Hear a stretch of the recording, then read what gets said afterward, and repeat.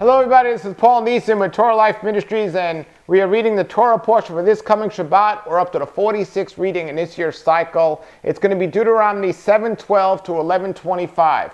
And just recapping, we saw recently Moses telling all the children of Israel what has happened to them, reminding them that if they're obedient to our Creator's words, they will be blessed, and if not, they will be cursed.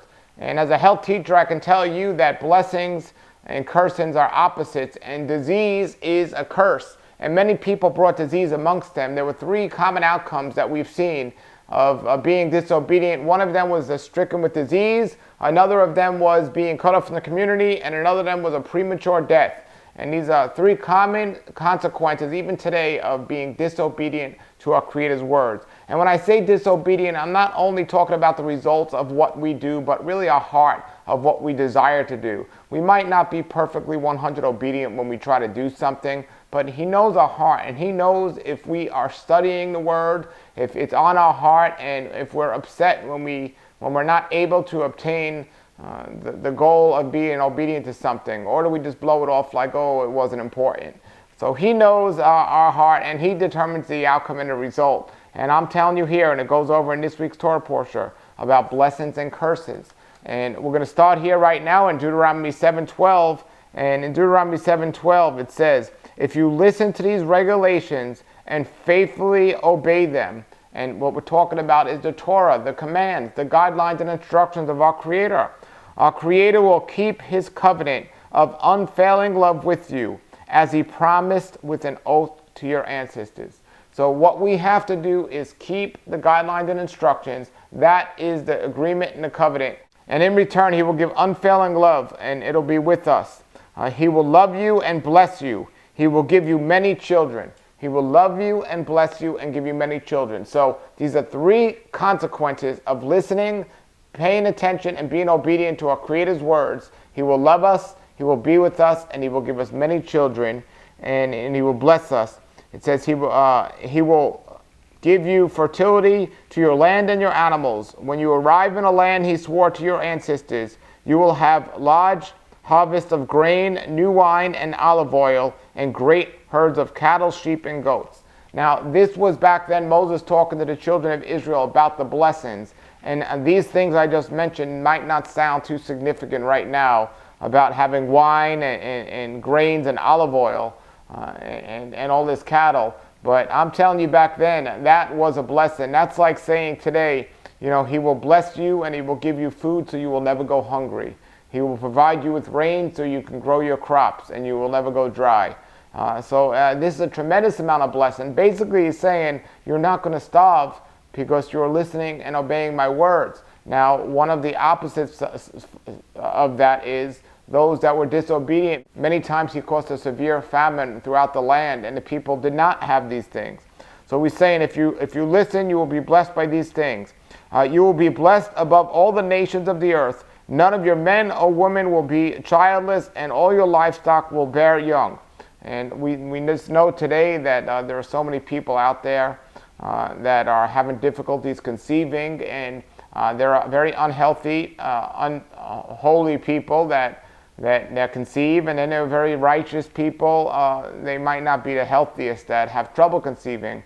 And so we can't just look at, well, what we're eating determines how we conceive or not conceive, or these other things. There's only one thing that's going to determine if we are going to have children or not, if we are going to conceive or not, and that is the hand of our Creator. He will determine that, and He has His reasons. Now, if you want to conceive and you cannot, that's not always a bad thing. He has a plan, He has a reason, but here it's saying it's a blessing to conceive, and if you follow my instructions, you will be able to conceive. Now, we need to take a closer look at those that are not able to conceive and compare them to the commandments of what they're keeping or not. And again, it's not about being perfect. It's about your heart. Do you want to be perfect? You get upset when you're not able to follow His instructions. And verse 15 here says, and our Creator will protect you from all sickness. He will protect you from all sickness. He will not let you suffer from the terrible diseases you knew in Egypt, but He will inflict them on all your enemies. In Exodus 15:26 it says, If you diligently keep my statutes and commands, I will not put the same disease upon you that I put upon the Egyptians. Folks, this isn't about Egyptians. This is about the disobedient people. If you diligently keep his statutes and commands, he will not put the same disease upon you that he puts upon the disobedient. And here he's telling them when they go into the land, and he already told them not to intermarry and because they're going to chase other gods, and he's going to tell us that again here in the next verses. But he says, stay focused on my word, obey and keep the commands, the guidelines and instructions. And that goes for us today. If we want to avoid many of the troubles of the disobedient, we have to be obedient. There's blessings and there curses, and blessings go with obedience and curses go with disobedience. That's the principle and the structure of the scriptures, and something we need to remember. You must destroy all nations the creator of Elohim hands over to you. Show them no mercy and do not worship their gods, or they will trap you. Perhaps you will think to yourselves, how can we ever conquer these nations that are so much more powerful than we are? But don't be afraid of them. Just remember what our Creator did to Pharaoh and all of the land of Egypt. Remember the great terrors that our Creator, your Elohim, sent against them. You saw it all with your own eyes. And remember the miraculous signs and wonders, and the strong hand and powerful arm with which he brought you out of the land of Egypt. So basically, there was a command given to them not to worry, but to remember all that has happened. And don't worry about these people destroying you. You are going to be victorious. And you saw what I did. And he sent men into battles where they were tremendously outnumbered, and not one of them was killed. And when he's on your side, folks, you don't have to fear the enemy. It says, our Creator, your Elohim, will do the same power against all the people you fear. And then the Creator, your God, will send terror to drive out the few survivors still hiding from you. So he's going to put the fear on them, not on you. He's going to take it away from you and put it on them. And those are the ones that should fear, and those that are hiding, that survive, they will eventually succumb. It says, no, do not be afraid of those nations. So that's a command. Do not be afraid of non-believers, folks. Do not be afraid of the enemy, folks. Do not be afraid. When you have Yahweh on your side, you have nothing to fear of the enemy. It says, no, do not be afraid of those nations, for our Creator, your Elohim, is among you, and he is a great and awesome Elohim. Our Creator, Yahweh, will divide those nations out ahead of you, little by little. You will not clear them away all at once. Otherwise, the wild animals will multiply too quickly for you.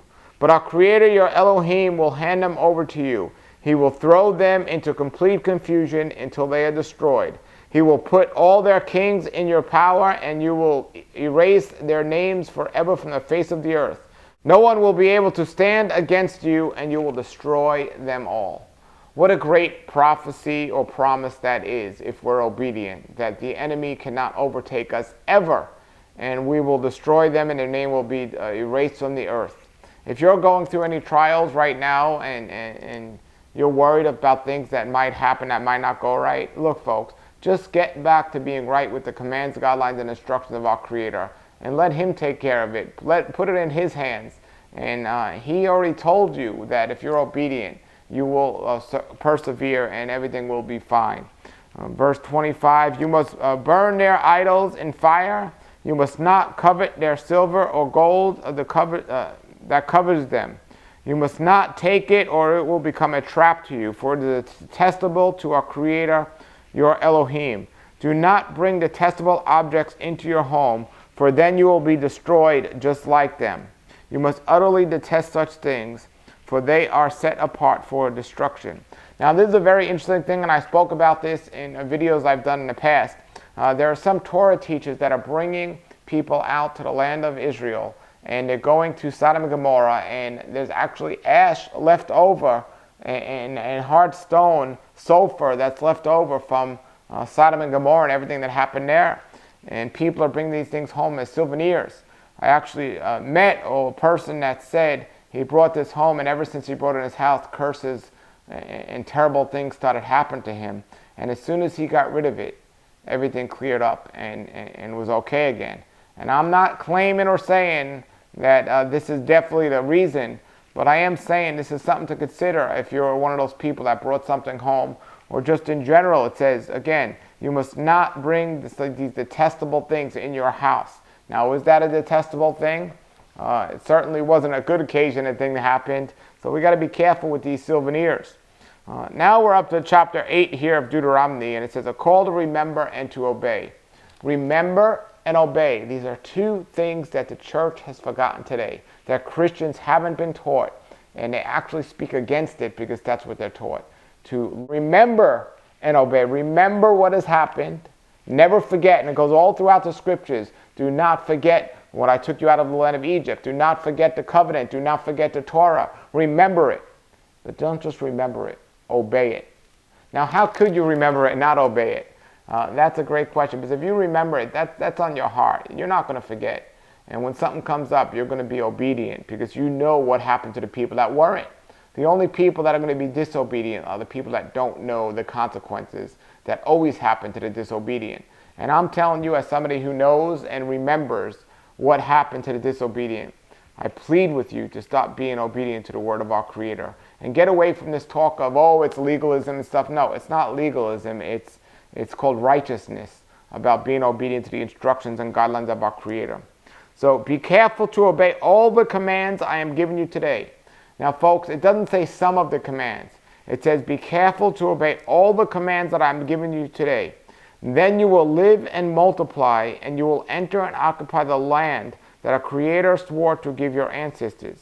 Remember how our Creator, your Elohim, led you through the wilderness for these 40 years, humbling and testing you to prove your character, to find out whether you would obey His commands.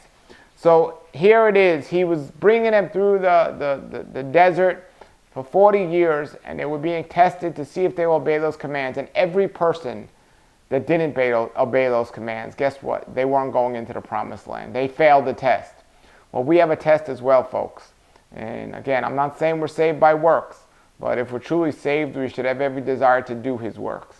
And this is a test that we're doing right now. Do we care to seek out and learn and obey His commands, or do we start saying, well, that's legalism, we don't have to follow them?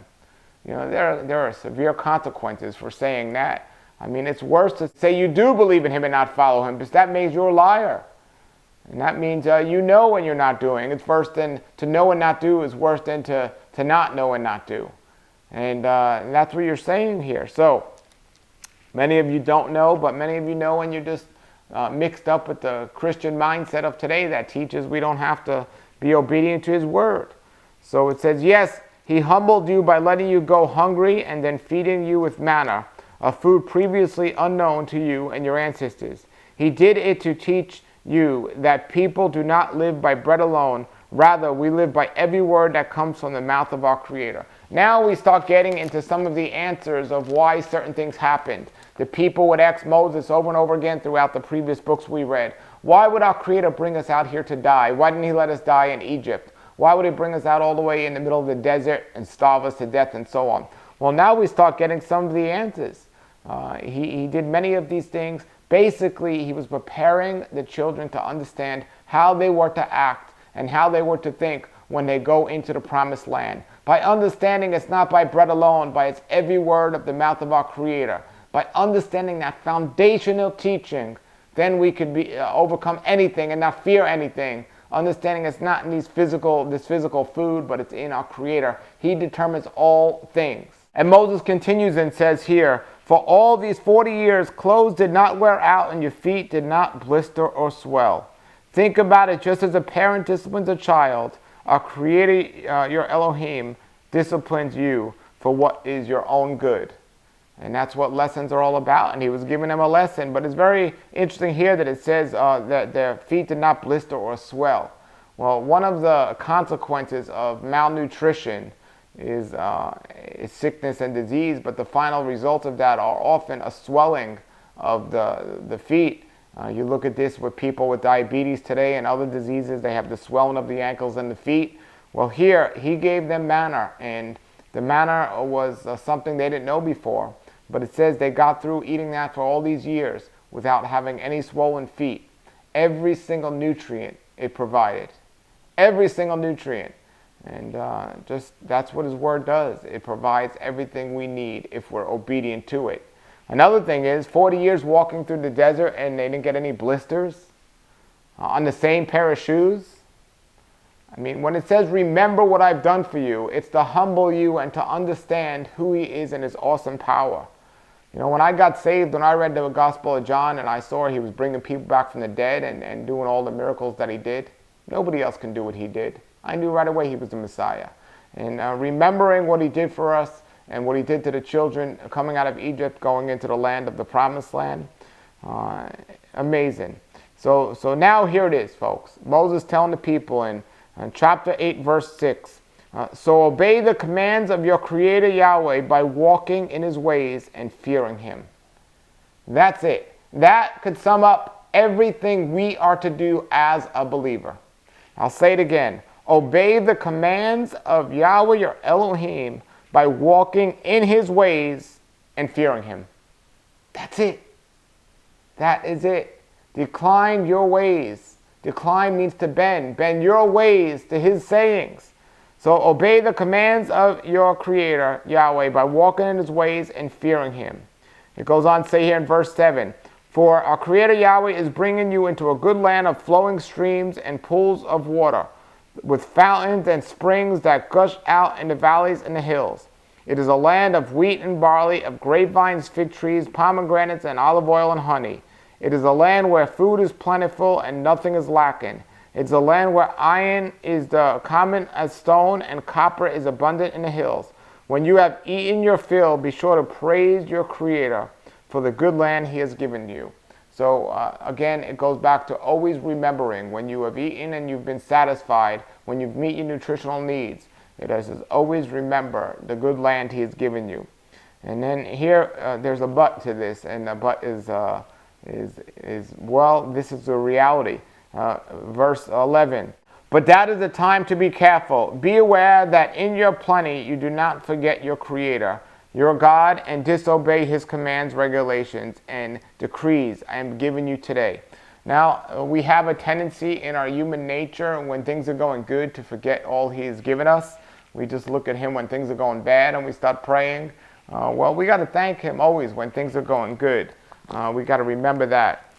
For when you have become full and prosperous and have built fine homes to live in, and when your flocks and herds have become very large and your silver and gold have multiplied along with everything else, be careful. Do not become proud at that time and forget that our Creator, your Elohim, who has rescued you from slavery in Egypt, in the land of Egypt. Do not forget that he has led you through the great and terrifying wilderness with its poisonous snakes and scorpions, where it has been so hot and dry. He gave you water from the rock. He fed you with manna in the wilderness, a food unknown to your ancestors. He did this to humble you and test you for your own good. He did this so you will never say to yourself, I have achieved this wealth with my own strength and my own energy. And that's something to remember, folks. Everything you have in your life has come from him, or as a consequence of a result of listening to him or disobeying him. He is the provider of all things. So never say you got this without him, or you accomplished something without him. Verse 18 says, remember our Creator, your Elohim. He is the one who gives you power to be successful in order to fulfill his covenant. He confirmed to you, your ancestors, with an oath. So he is going to give you the power to be successful, to be obedient, but you have to listen to him. And verse 19, but I assure you of this, if you ever forget your Creator and follow other gods, worshiping and bowing down to them, you will certainly be destroyed. Just as our Creator has destroyed other nations in your path, you will also be destroyed if you refuse to obey Yahweh our Elohim. Now, folks, what's happening today in the church is people are refusing to obey him, and they are being destroyed. And that's exactly what happened. Here we are, we're out in the desert. We're on our way to the promised land, which is a much better place where we are now. And he's testing us just like he tested the children in the desert. And those that were disobedient were destroyed. But those that were obedient, they went over into the promised land. We have the same thing today. And when you have the church teaching people that they no longer need to follow the commands, here is the consequence of that. It says, remember, if you do not, you will be destroyed. I mean, how can we overlook this, folks? Yeshua said to keep my commands. If you do, I love those who keep them, not to do them.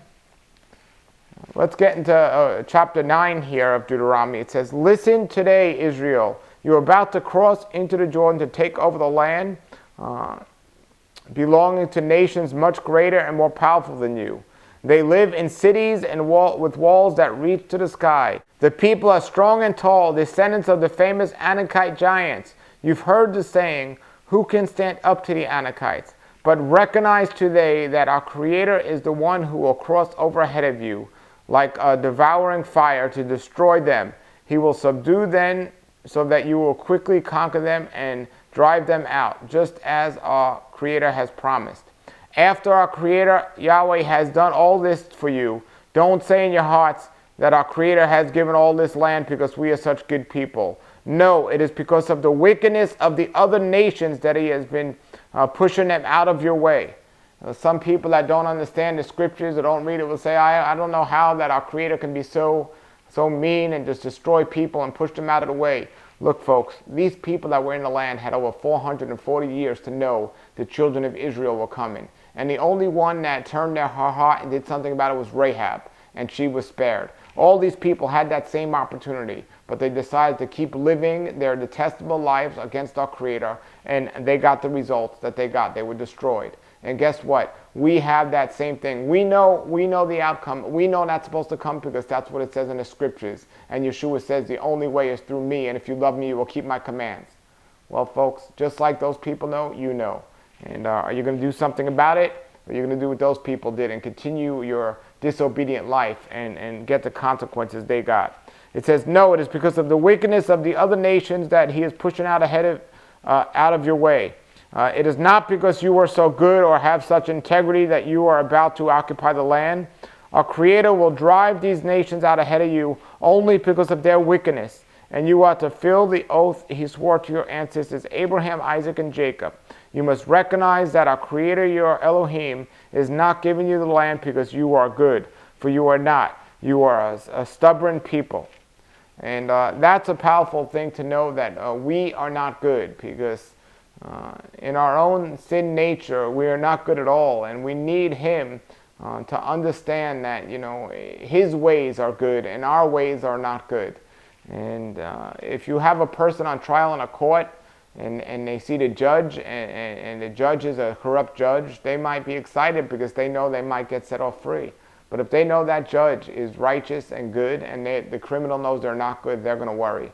So when it says that we are not good, we need to worry, folks. We need to be fearful and know that we are not good, but He's good in all things, and He'll give us the power, and He can provide for us the instructions and guidelines we know to be good. And that's what He's done in the guidelines and instructions known as the commands. And then verse 7, remember, never forget how angry you made our Creator Yahweh out of the wilderness. From the day you left Egypt until now, you have been consistently rebelling against Him. Even at Mount Sinai, you made our Creator so angry, He was ready to destroy you. This happened when I was on the mountain receiving the tablets of stone inscribed with the words of the covenant that our Creator made with you. I was there for 40 days and 40 nights, and all that time I ate no food and drank no water. Our Creator gave me 2 tablets on which our Creator had written with His own finger all the words that He had spoken to you from the heart of the fire. People that don't know the scriptures will say it's just a man-made written book, but here it says, written by His hands. The commands and guidelines, which are some of the most important parts of Scripture, were written by our own Creator's hands, as it just said. It says, at the end of 40 days and nights, our Creator handed over to me the 2 stone tablets inscribed with the words of the covenant. When our Creator said to me, get up, go down immediately, for the people you brought out of Egypt have corrupted themselves. How quickly they have turned away from the way I commanded them to live. They have melted gold and made an idol for themselves. And our Creator was upset when this happened. Well, I could just hear Him now saying how how quickly they want to live against my commands, guidelines, statutes, and instructions. You got the world's best-selling book, the best, most popular book, not even selling, that people have all over the world. So people know the guidelines and instructions. They're just not following them. How quickly they turned away. Our Creator also said to me, I have seen how stubborn and rebellious these people are. Leave me alone so I may destroy them and erase their names from under the heavens. Then I will make a mighty nation of your descendants, a nation larger and more powerful than they are. So while the mountains were blazing with fire, I turned and came down, holding my hands to the 2 stones and tablets inscribed with the terms of the covenant. And there below me I could see that you had sinned against our Creator Yahweh. You had melted gold and made a calf for yourselves. How quickly you had turned away from the path of our Creator, had commanded you to follow. So I took the stone tablets and threw them to the ground, smashing them before your eyes. Then, as before, I threw myself down before our Creator for 40 days and 40 nights. I ate no bread and drank no water because of the great sin you have committed by doing what our Creator hated, provoking him to anger. I feared the furious anger of our Creator, which turned him against you, would drive him to destroy you. But again he listened to me. Our Creator was so angry with Aaron, and he wanted to destroy him too. But I prayed for Aaron, and our Creator spared him. I took your sin, which is living against the Torah, and certainly melting down and making a gold calf into images is doing that. We just read last week not to do that. The calf you had made, I melted it down in the fire, ground it into fine dust. Then I threw the dust into the stream, for that flows down the mountain. Now, Moses just come down 40 days and 40 nights with no food or water, saw what happened, and then did it again. 40 days and 40 nights again with no water. So 80 days and 80 nights with no water. And Moses is reminding the people again. You also made our Creator angry at Tiberia, Massa, and Kabrath Hatava, and at Kadesh Barnea. The Creator sent you out with this command: go up and take over the land I have given you. But you rebelled against the command of our Creator and refused to put trust or obey him. Yes, you have been rebelling against our Creator as long as I have known you. So anybody out there today that calls himself a Christian, or even calls himself Messianic or anything, that is refusing to keep the guidelines and instructions of our Creator, is rebellious against our Creator. Right here in the Word. I'm not making it up. It's right here. So read it for yourselves. Read it and weep, folks. And remember, and turn your heart now before it's too late. It says, that is why I threw myself down before our Creator 40 days and 40 nights. For our Creator said he would destroy you. I prayed to him, our Creator, and said, O sovereign Creator, do not destroy them. They are your own people. They are your special possession, whom you redeem from Egypt by your mighty and powerful and your strong hand. Please overlook the stubbornness and the awful sin of these people, and remember instead of your servants, Abraham, Isaac, and Jacob. If you destroy these people, the Egyptians will say, the Israelites died because our Creator wasn't able to bring them into the land he had promised to give them. Or they might say he destroyed them because he hated them, and he deliberately took them into the wilderness and slaughtered them, which, by the way, was what many of the Israelites thought. But they are your people and a special possession, whom you brought out of Egypt with your great strength and powerful arm. Well, Moses did anything he could and said anything he could to turn our Creator Yah's anger from destroying the people.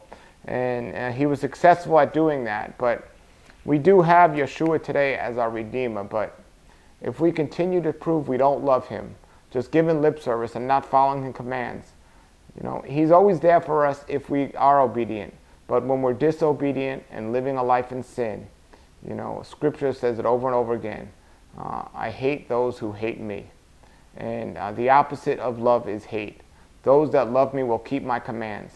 Those that will not keep my commands, yes, maybe they love me and they're deceived, but maybe they're not deceived. Maybe they know what they're doing, but they don't care. Maybe they want to be like the Israelites here that were destroyed in the desert because they were disobedient. Maybe their human nature cares, they care more for their human nature than they do that our Creator, what he wanted. Well, that seems like what's happening today, folks. And I know many people that are watching this have just been deceived and you're just hearing about this, but now your heart's stirred up to do something about it. If you've watched this video this far, You already know, and you know you want to keep the commands. And he knows your heart. But the average Christian will say, we don't have to keep the commands, or they'll pick and choose which ones they can keep. And that's a big problem, folks. Let's go to verse 10 here, where Moses comes back with a new copy of the covenant. He says, "At the time our Creator said to me, chisel out 2 tablets like the first ones. Also make a wooden ark, a sacred chest to store them. Come up to me on the mountain, and I will write on the tablets the same words that were on the ones you smashed. Then I'll place them in the ark." And that is known as the Ark of the Covenant, which was in the tabernacle, which we've read all about in the previous books of the Torah here. "So I made an ark of arcadia wood and cut 2 stone tablets like the first one. And then I went up to the mountain with the tablets in my hand. Once again, our Creator wrote the 10 commandments on the tablets and gave them to me." And by the way, there weren't only 10, there were 613. And we are to follow not all of them, because we can't keep all of them today. For I'm a man, I can't keep some that were for women and so on. But we are to keep all the ones that we can keep. And it's certainly more than 10. But you don't even have the Christians today keeping at least 10. Now, it seems like I'm bashing Christians, but I'm not, folks. I'm bashing disobedient people. I'm bashing liars. I'm bashing people that say they love him, but they don't prove they love him. Action speaks louder than word, folks. And we need to remember that.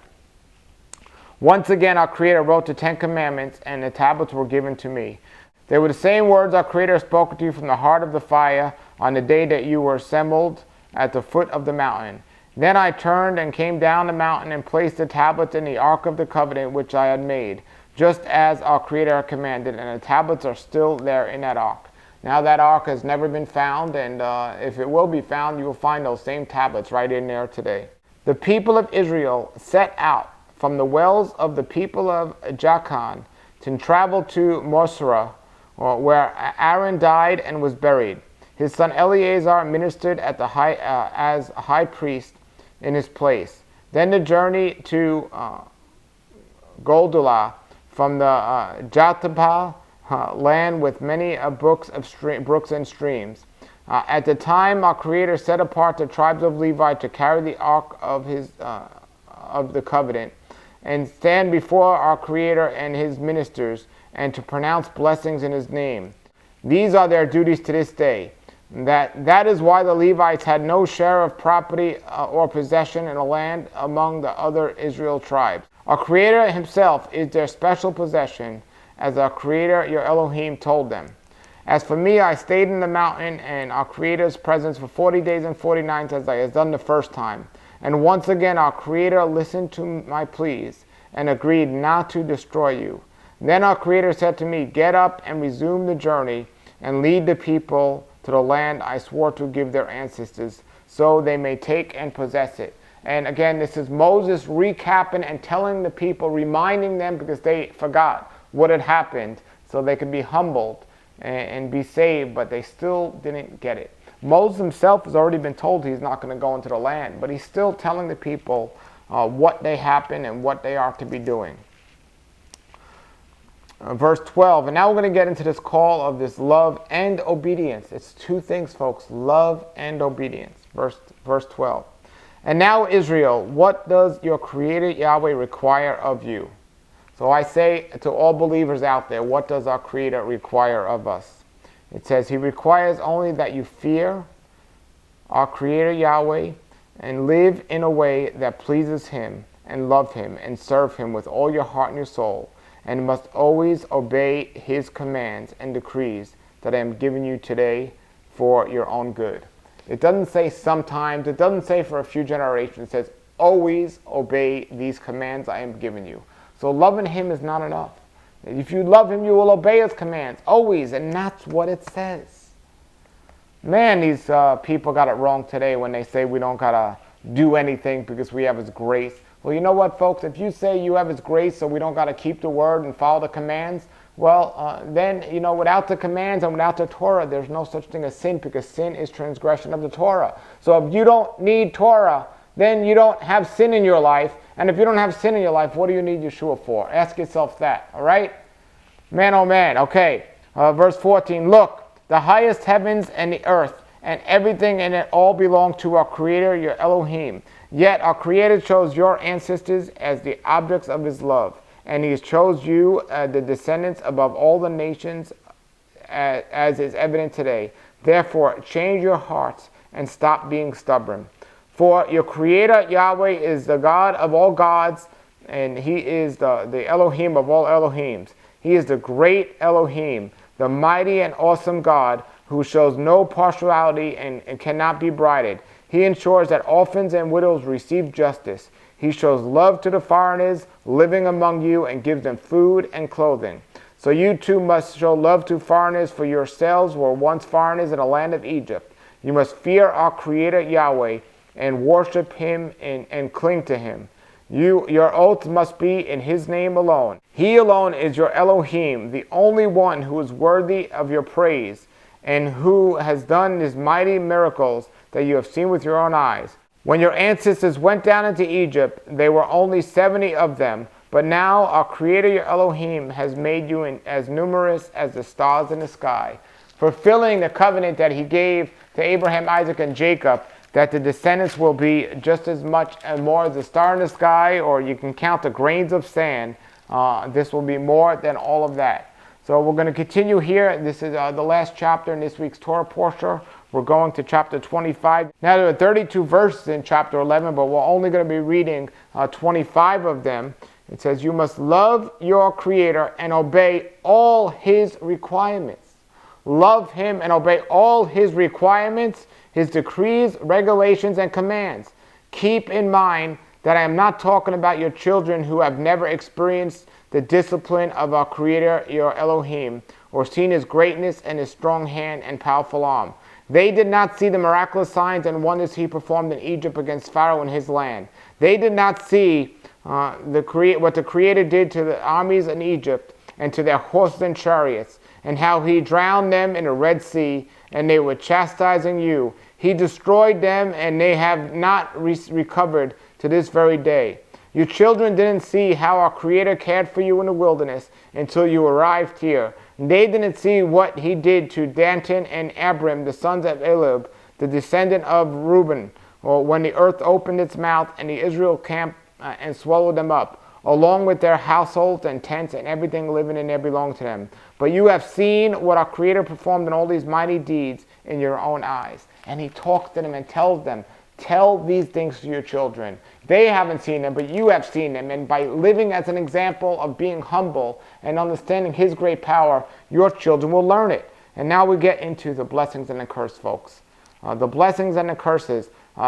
Chapter 11, verse 8 says, therefore, be careful to obey every command I am giving you today. It doesn't say some, it says every. Every command I'm giving you today, so that you may have strength to go in and take over the land you are about to enter. If you obey, you will enjoy a long life in a land that our Creator swore to give your ancestors and to their descendants, a land flowing with milk and honey. For the land you are about to enter and take over is not like the land of Egypt, which you came from, which you planted your seed and made irrigation ditches with your foot in the vegetable gardens. Rather, the land you will soon take over is a land of hills and valleys with plenty of rain, and a land that our Creator, your Elohim, cares for. He watches over it through each season of the year. Now here it is, folks. Listen.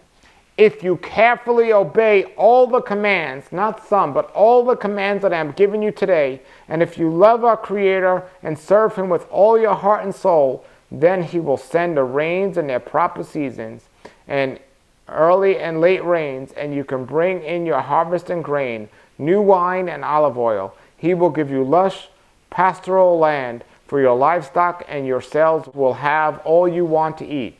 But be careful. Don't let your heart be deceived, so that you turn away from our Creator and serve and worship other gods. If you do, the Creator's anger will blaze against you. He will shut up the sky and hold back the rain, and the ground will fail to produce its harvest. Then you will quickly die in that good land that our Creator has given you. So commit yourselves wholeheartedly to the words of mine. And this whole chapter 11 of Deuteronomy, sums up everything we've been talking about pretty much in all of the Torah. After Moses went and reminded them everything, He told them and summed them up perfectly about blessings and curses and the importance of that. So commit yourselves wholeheartedly to those words of mine. Tie them on your hands and wear them on your forehead as reminders. Teach them to your children. Talk about them when you are at home and when you were on the road, and when you were going to bed and when you were getting up. Write them on the doorpost of your house and on your gates, so that as long as the sky remains above the earth, you and your children may flourish in the land that our Creator swore to give your ancestors. Be careful to obey all these commands. Highlight and underline all these commands. Be careful to obey all these commands that I am giving you. So they came from Him. Now people today might say that was for them back then. That's not for us today. Why would He give it to us and say always remember them if it wasn't for us?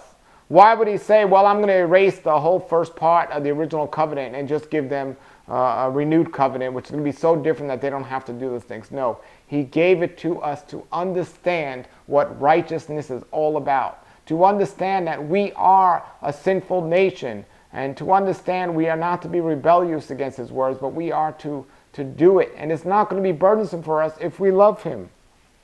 Be careful to obey all these commands I am giving you. Show love to your Creator, Yahweh, by walking in His ways and holding tightly to Him. And then our Creator will drive out all of the nations ahead of you, though they are much greater and stronger than you, and you will take over their land.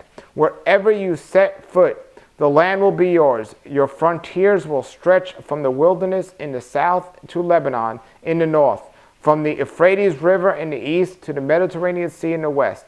No one will be able to stand against you, for our Creator Yahweh will cause the people to fear and dread you, as He preached, wherever you go in the whole land.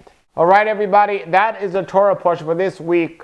Chapter 11 of Deuteronomy, and this is one of the reasons, and probably the reason why I feel Deuteronomy is the most overlooked and important book, but especially this chapter 11 here about blessings and curses. And that's what it's about. Do you want to be blessed or do you want to be cursed? And, you know, somebody could say, well, can I be disobedient and still accept Yeshua? You could be deceived, accept Yeshua, and be disobedient. And that's going to give you a real tough life. But can you accept Yeshua, read the word for yourself so you're not deceived, and remember it and humble yourselves and stop being so disobedient and have a blessed life? You certainly can, and we all have the opportunity to do that. All right, next week's Torah portion is going to be Deuteronomy 11:26 to 16:17. 11:26 to 16:17. So read it now prior to next week, or read it prior to next Shabbat. And after you read this week's Torah portion, and study it and learn it, know it, grow it, live it, remember it, and act on it, and keep the commands of our wonderful Creator. If you have any comments or questions, post them below the video. Thanks for checking it out. And if you want to see any of the other Torah portion or other videos I have, just go to my website, TorahLifeMinistries.org, and you can see all those. Until then, everybody, have a great Shabbat, and Shalom, Shalom. Come out of the world, oh my people, seek the truth, avoid the evil, learn Yahweh's ways. Torah Life Ministries, come out of the world,